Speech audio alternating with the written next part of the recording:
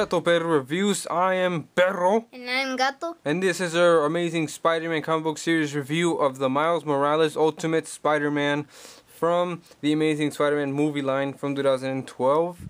And this is an awesome figure that I bought at the flea market for $10. And I originally did want to buy it at Walmart as I saw that they were dropping down in price because it was like the year's about to end, the 2013 year's about to end.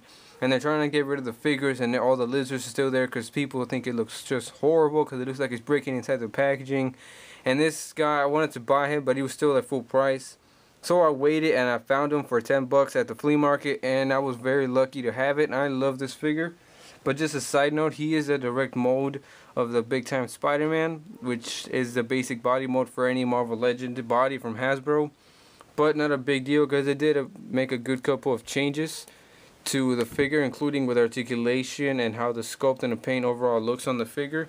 So let's get into the review of this guy, starting with a look at the packaging. Just as some of the post while I'm doing this.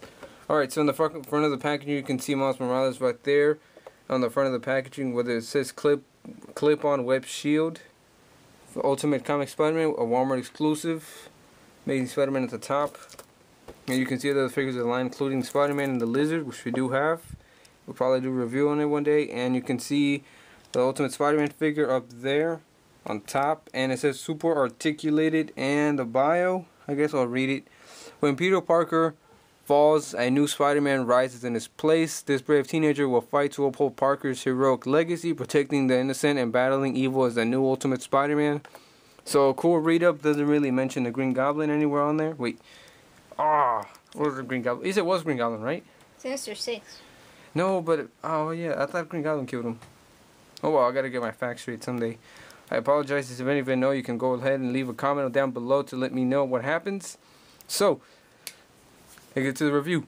This is Ultimate Spider-Man. As I said, this is Miles Morales from the Ultimate Comics, which is currently, he is more of an adult-ish, no, an older teenager.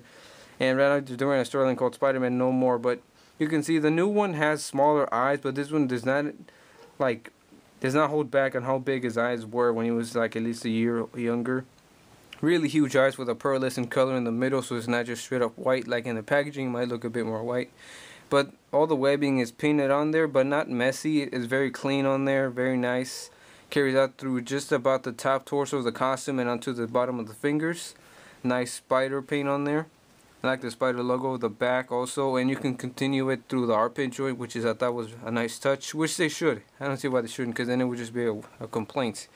But look at we'll go all the way across the side of the figures. You can see all that red stripe going across the figure.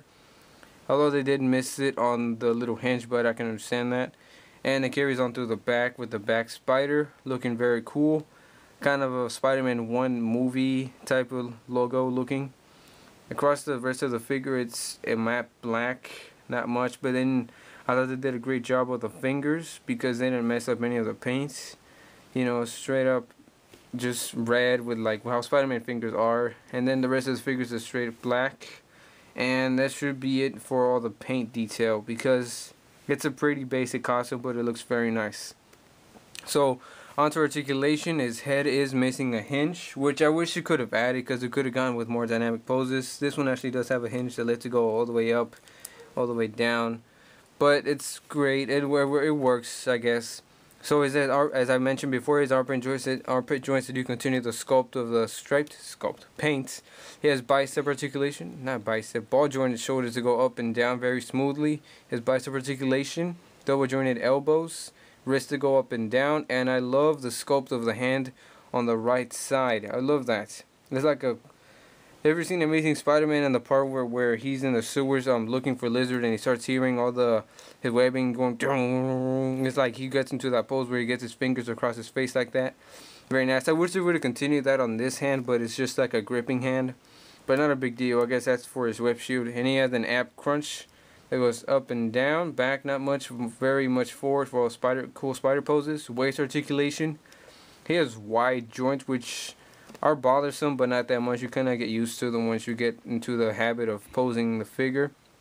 So he has thigh articulation, double jointed knees, and the one articulation that the Big Time Spider-Man or the regular one doesn't have is the calf rotation, which this one doesn't have because that one has a cut through the sculpt to allow for it, and his ankles to move up and down, and ankle pivot. Yes, ankle pivot. I love that. Great, because you can use it in lots of cool poses, which is what it's for. So I love the articulations. Just wish I had a hinge on the head, and that would have been great. Now we can just pick up the figures up. We can get the figure into a straight pose. We can show you some size comparisons.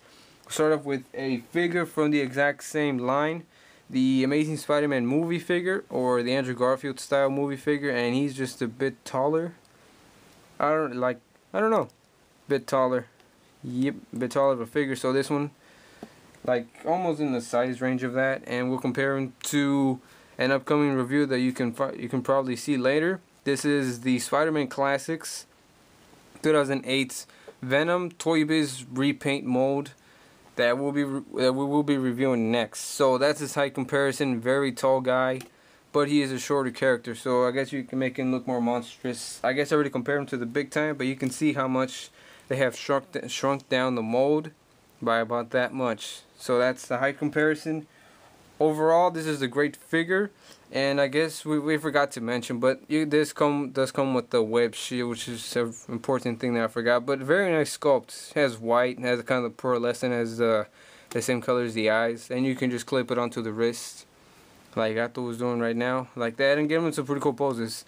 I hint, but I might do that with like during a Captain America team up with him, but you have to stay tuned to my stop motions for that. So this has been Gato Perro, and I would probably give this figure a nice 8.5 out of 10. You? Before my rating, I wanted to explain that he did come with one of those Avengers stands. Right.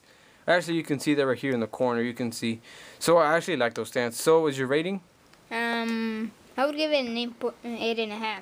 8.5 again. Oh, great figure. You know, in the comics, I guess there's some talk about him moving over to the 616 universe. Kind of excited for that. We'll see how it plans out.